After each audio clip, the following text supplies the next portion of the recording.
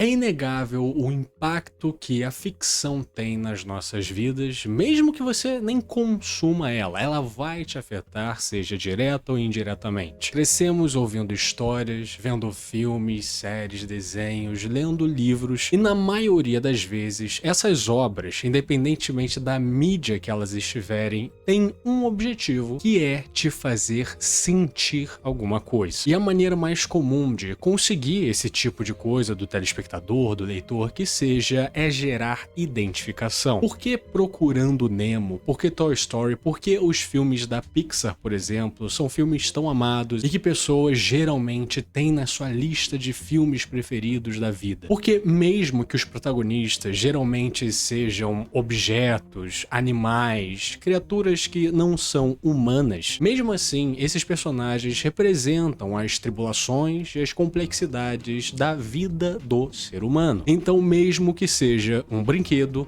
ele consegue se conectar conosco, mesmo que seja no seu subconsciente. E esse é um grande ponto de certas obras de ficção, principalmente obras infantis, que é provocar uma moral, uma lição no fim de suas histórias. A gente cresceu ouvindo e lendo as famosas fábulas, né? O Patinho Feio, a Lebre e a Tartaruga, Os Três Porquinhos. Essas são histórias leves, didáticas, fáceis de entender, boas para as crianças porque se trata de um animal falante, um ambiente geralmente colorido, mas o que aquela história está preocupada em causar, principalmente numa criança, é fazer com que ela aprenda algo com ela. Uma lição que pode parecer banal, mas que quando ela aplicar na sua vida, aí sim que tá a magia da coisa. Porém, quando crescemos, viramos jovens adultos e adultos, agora chega um momento que a gente não vê mais tanto valor assim em obras como fábulas, que estão preocupadas em divertir,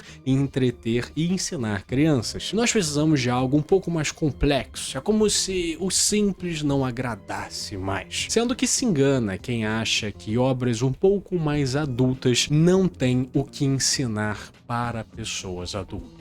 As bem feitas, pelo menos, se apoiam em algo chamado sutileza. E não existe exemplo melhor de uma lição extremamente poderosa do que Frieren. Antes de mais nada, eu gostaria de falar aqui que esse vídeo não conterá spoilers do mangá de Frieren, tá? Eu só vou falar da primeira temporada e um pouquinho dos primeiros episódios da segunda, mas nem é um spoiler per si, então se você ainda não viu a segunda temporada, pode ficar tranquilo, tá bom? De qualquer forma, esteja avisado. Lições e moral não é algo estranho para animes, sobretudo do gênero Battle Shonen, né? Os famosos animes de lutinha que a gente via quando era criança e vê até hoje também. Essas obras, principalmente no passado, por serem voltados a crianças, a jovens, é meio que parte de sua existência elas ensinarem algo pro seu público-alvo, né? Então quando a gente fala sobre esse assunto em animes, é claro que você vai se lembrar na hora de Naruto, que eu acho que era o mais expositivo nesse quesito, né? Toda aquela cena do Naruto pode ser duro às vezes, onde qualquer criança consegue tratar o paralelo com a sua vida vendo aquela situação, além de centenas de outras lições que fizeram com que essa obra fosse tão amada. Porém, Sousou no Frieren é diferente. A gente tá falando de uma obra que foi lançada quando o público do shonen já era praticamente de jovens adultos, né? Meio que a média da galera que consome a Shonen Jump, por exemplo, hoje em dia é mais de 18 anos de idade. Ou seja, isso fez com que a indústria desse tipo de gênero não se preocupasse mais tanto em ensinar os jovens algumas coisas, porque, né, o público-alvo já é crescidinho. Sendo que Frieren tem exatamente aquilo que eu falei na introdução. Ela é uma obra sutil, ao máximo, inclusive. A sinopse dela, por si só, já é interessantíssima. E se fizéssemos uma história depois da jornada heróica? A gente não tá falando da aventura do Frodo e do Sam cortando o mundo inteiro pra queimar a porra daquele anel. A obra aqui opera no e se a gente contasse a história do Sam depois dessa aventura? O que inicialmente pode, né, não ser tão interessante, afinal, pô, eu quero ver, né, todas as tribulações, os problemas, os clímax da aventura principal, mas é uma sinopse que traz uma indagação de, caralho, eu nunca pensei nisso antes e, pô, talvez seja interessante. E Frieren opera obedecendo inúmeros clichês da fantasia medieval, né? Vários episódios trabalham isso e até mesmo os personagens principais obedecem a alguns estereótipos do gênero, fazendo com que inicialmente a gente veja essa obra com essa carapaça de que é um anime leve, divertido e simples assim, é o famoso anime de conforto ou algo do tipo. Porém, já no primeiro capítulo ou no primeiro episódio, a obra já trabalha o seu tema central e a grande lição dessa obra, que é discutir exatamente o conceito de tempo. No começo da história, vemos o grupo de aventureiros voltando de uma aventura de 10 anos, na qual eles tiveram êxito em derrotar o Rei Demônio, que era o grande vilão do mundo. Agora, descansando, eles se unem e vem uma chuva de meteoros maravilhosa, que vai marcar o começo de uma era pacífica. Frieren, a maga elfa do grupo, né, um ser que vive milhares de anos, diz pro grupo que a próxima chuva de meteoros, que vai acontecer daqui a 50 anos, ela diz que ela conhece um lugar na qual eles podem vê-la de maneira muito melhor, então vou levar vocês pra lá. Então o primeiro capítulo dedica uma única página pra gente ver as aventuras dessa pequena maga élfica chamada Frieren caminhando pelo mundo nesses próximos 50 anos. E a maneira que é feito aqui, parece que o fato de ser apenas uma página, alguns quadros, parece que foi alguns dias, talvez no máximo uma semana, porque é essa percepção de tempo dessa personagem. 50 anos para alguém que vai viver milhares não é praticamente nada. E então, quando já tá chegando perto da marca ali dos 50 anos, ela pensa em um item que ela deixou com o líder do grupo, o Himmel, e já que já tá quase na hora deles se reencontrarem, eu vou ver ele lá. Então, chegando até ele, ela vê um velho. Não vê mais aquele jovem, forte, bonito, cheio de vida. Afinal, se passaram 50 anos e Himmel é apenas um humano. 50 anos são 50 anos para ele. Mas mesmo assim, a promessa é cumprida e eles vão ver a chuva de meteoros em um lugar privilegiado. Porém, Frieren percebe, talvez pela primeira vez, que a chuva de meteoros não é tão interessante quanto a nova aparência dos seus amigos e a forma como o tempo tratou eles. O que culmina na grandiosa cena do funeral de Himmel, que morreu logo depois dessa chuva de meteoros, já que ele era um velhinho, e as pessoas daquela cidade olham para Frieren como se ela fosse uma megera sem coração. Afinal, ela não reage perante a morte de seu amigo, de seu capitão, que estiveram juntos por 10 anos. Mas ela diz que não sabe nada sobre esse homem. Nós viajamos juntos por apenas 10 anos. Só isso. Mas mesmo assim, ela começa a chorar. Se são apenas 10 anos, por que ela tá emocionada? E ela então percebe por que tá chorando, porque agora ela entende os 10 anos que se passaram. Ela entende o quanto ela viveu, o quanto ela se divertiu. E ela entende o quanto ela amava aquele homem e que agora ela nunca mais vai poder fazer nada com isso. Afinal, ele partiu, mesmo sabendo o quão curta é a vida humana, porque eu nunca pensei em conhecê-lo melhor. Agora, tendo certeza da crueldade, da indiferença do tempo, depois da morte de Himmel, ela se decide que agora ela vai conhecer melhor os seres humanos, vai respeitar mais o tempo deles e talvez tentar descobrir alguma coisa no processo. E é assim que acaba o primeiro capítulo.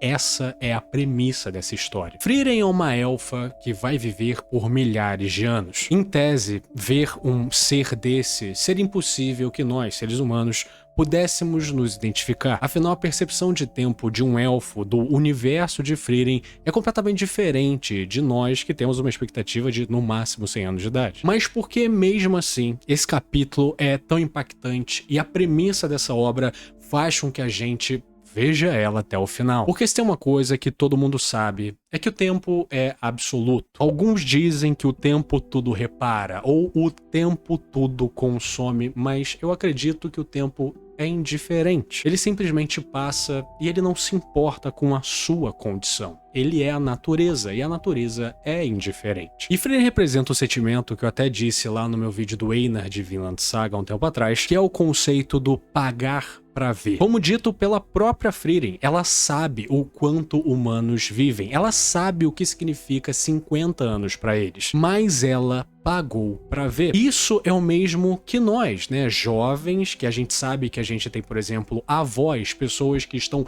próximas da morte, a gente sabe disso, e mesmo assim, quando nossos avós convidam aí pra casa deles, convidam pra fazer alguma coisa, a gente meio que fala, não, porra, tem que viver, tem que ser jovem, algum outro dia eu vou, eu te encontro depois. A gente fala isso porque estamos na flor da idade, mas eles não, eles sabem que o fim está próximo, mas a gente não tem essa percepção, esse sentimento, por mais que a gente saiba, e é isso que significa pagar pra ver. Mas para a situação de Frieren é muito mais cruel pelo fato de que 50 anos para ela são equivalentes a, sei lá, um dia. Ou seja, a percepção dela é muito mais complicada do que a nossa. E é por isso que a conclusão desse primeiro capítulo, desse primeiro episódio, é tão impiedosa, digamos assim. Frieren, então, depois da morte de Himmel, tem o desejo agora de refazer o caminho de sua aventura. Porque agora ela quer verdadeiramente aproveitar o caminho. Ela não quer mais julgar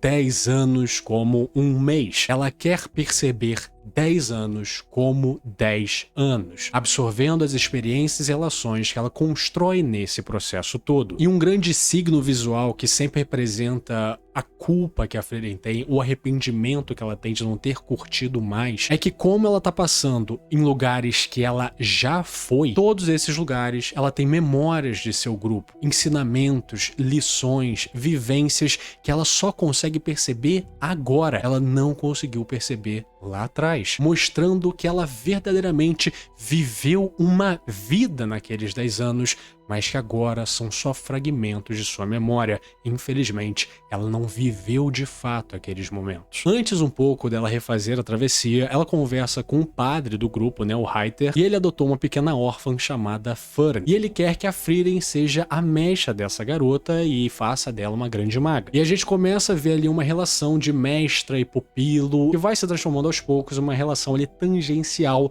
entre mãe e filha. Então, quando Frieren e Fern finalmente, né, saem juntas, a Fern já tem uma idade decente para enfrentar o mundo, digamos assim, a maioria dos episódios vai passando em um formato meio de time skip. A passagem de alguns episódios são literalmente de anos, às vezes de meses, às vezes de semanas. São poucos episódios que são ligados a um arco contido, que são verdadeiramente, cada episódio representa uma hora ou um dia ou algo do tipo. E essa progressão inicial de episódios é muito importante porque no decorrer dos episódios a gente vê o crescimento da Fern, né? Dela saindo de uma criança e se tornando uma jovem no processo. E isso é um signo visual sutil e extremamente interessante de que a gente está percebendo a passagem do tempo com o crescimento dessa criança, mas isso também representa que a Frieren está percebendo a passagem do tempo. Antes, aquela única página com aqueles poucos quadros representou a passagem de 50 anos, mas agora a Fern existe aqui para representar que a Frieren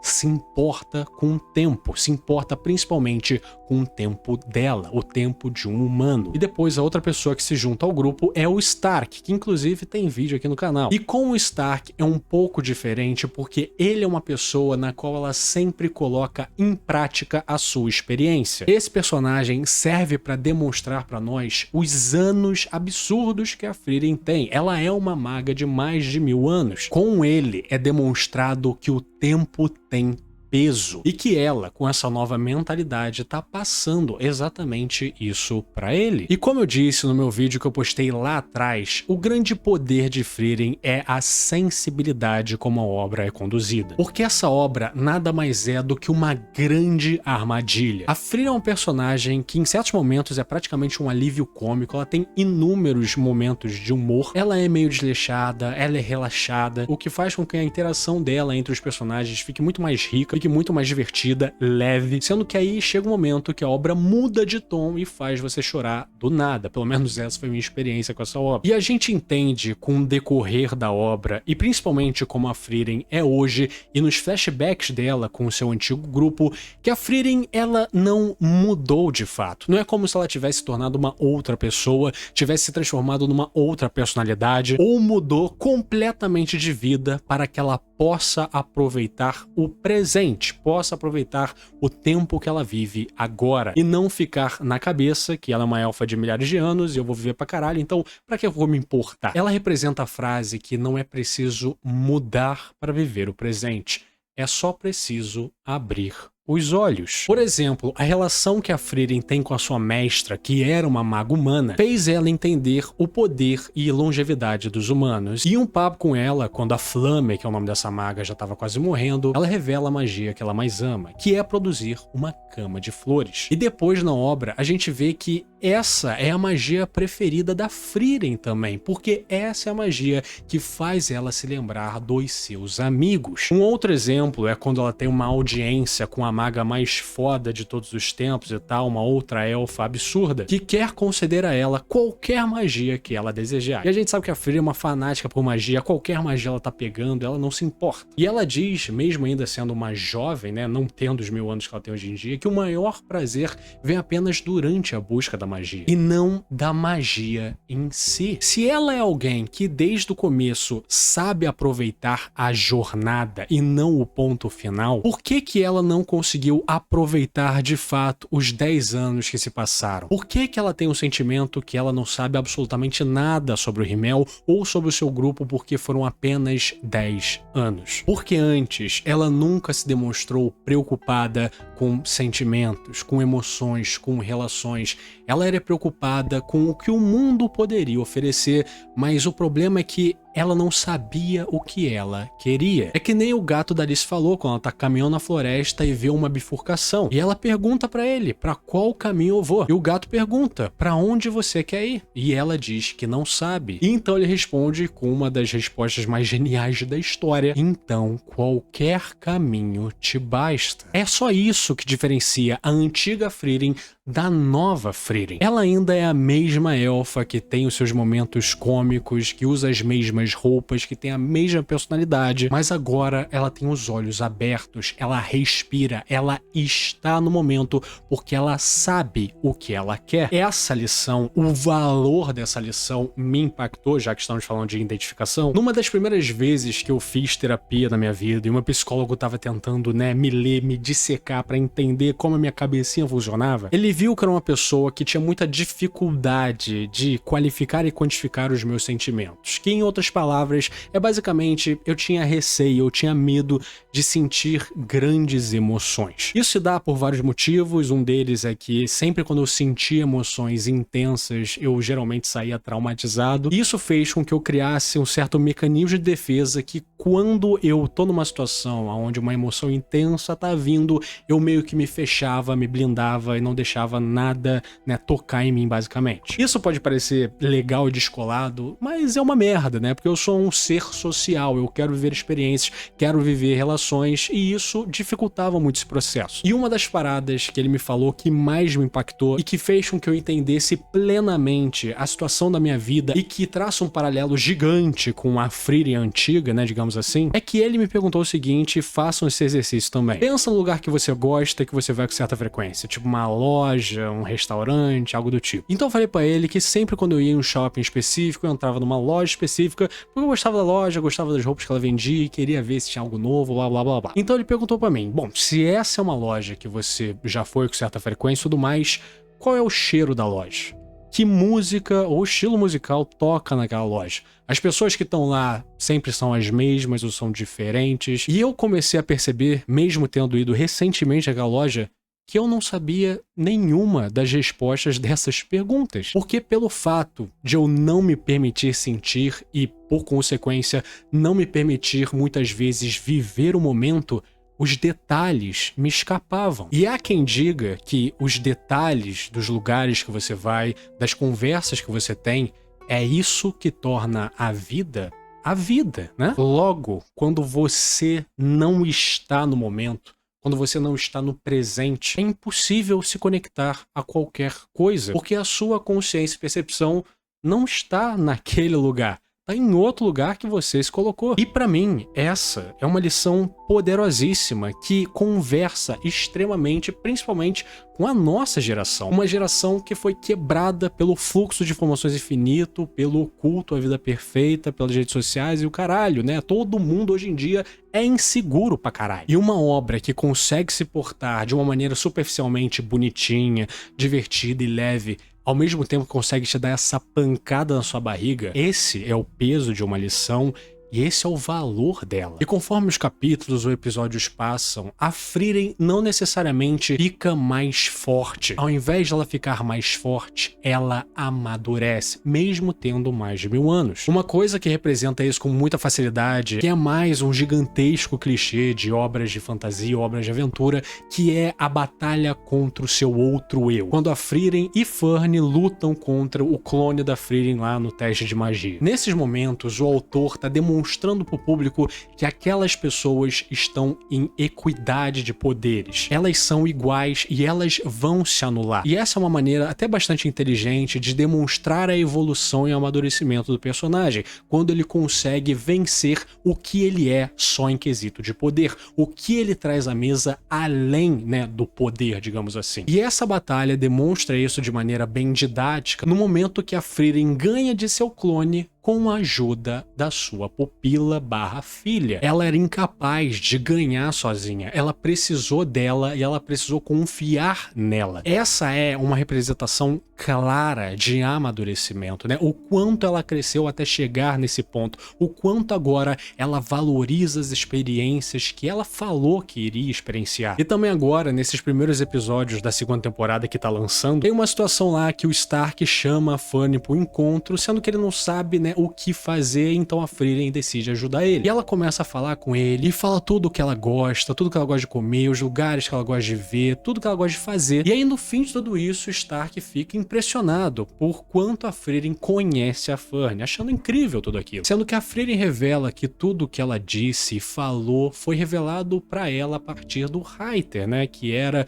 o cara que adotou ela primeiramente. Ele que disse tudo o que ela gostava, todos os lugares que ela gostava de ir e tudo mais, e ela simplesmente replicou isso pro Stark. Então ela diz com uma cara meio estoica que ela falhou, né? Ela nunca foi capaz de achar as coisas que ela gosta. Tanto que o Stark olha e fala que, bom, mas você se lembra muito bem delas, não é? Não é sobre ela saber de tudo que a Fanny gosta e achar todas as comidas que ela gosta, todos os lugares que ela gosta, todos os lugares que ela poderia gostar de ir, blá, blá, blá, blá. O importante é que ela se importa tanto com esse novo caminho que ela se lembra de informações que foram ditas a ela anos atrás a respeito da pessoa que ela cuida. Ela agora se lembra de tudo isso porque isso significa algo para ela e ela pode fazer isso com a Fern no presente. Agora ela se lembra das coisas enquanto vive as coisas. Ela não precisa andar por lugares e tentar refazer as situações com as memórias fragmentadas que ela tem. Ela, nesse momento,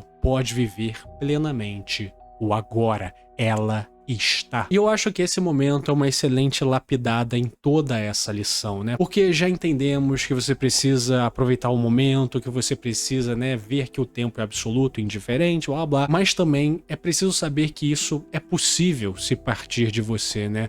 Alcançar esse tipo de percepção não precisa ficar no campo das ideias. Você pode mudar sua vida mesmo que você não entenda que ela está mudando. Afinal, muitas vezes a gente só entende o quanto a gente evoluiu e cresceu quando os outros falam isso pra gente. E Stark foi esse cara aqui pra Frieren nesse momento. E isso, de novo, é capaz de traçar um paralelo com a vida de todos nós. Soul Sono Frieren é uma obra sensível, sutil, leve, divertida e extremamente poderosa. Ela tem o poder de nos ensinar tantas coisas e fazer a gente realmente crescer como indivíduo, ou pelo menos ter as ferramentas para conseguir crescer de uma forma muito legal, na minha opinião, né? É o complexo sem ser complicado, que é um dos conceitos mais difíceis de obter em obras de ficção. E na minha opinião, essa obra consegue com maestria. Além de que a personagem Frieren é uma baita de uma personagem, né? É uma perfeita representação do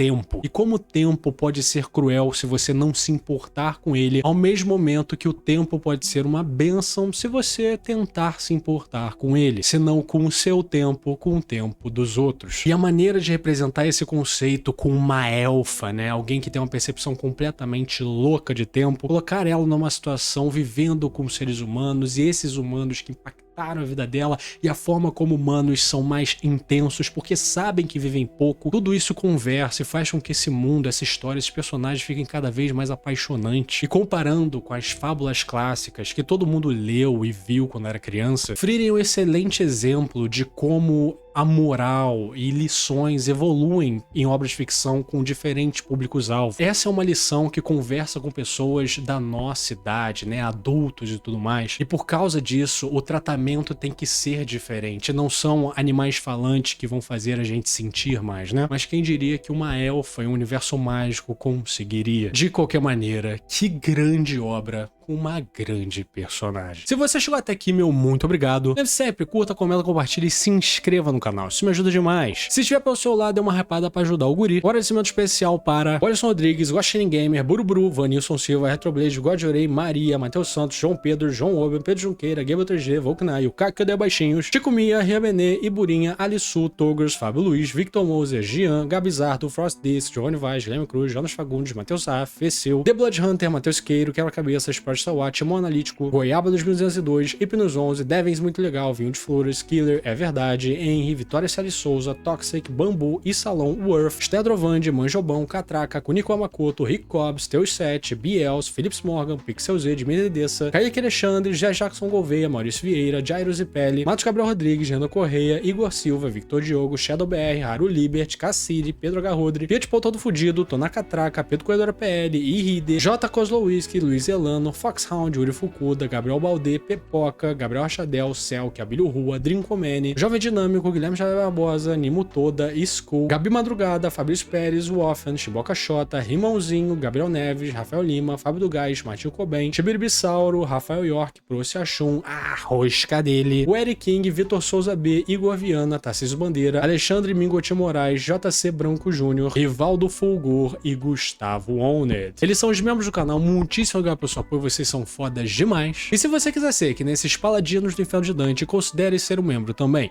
É uma coquinha, uma cervejinha que você deixa beber no mês, então assim, se tiver só nessa carteira, por favor, considere. Tchau, tchau!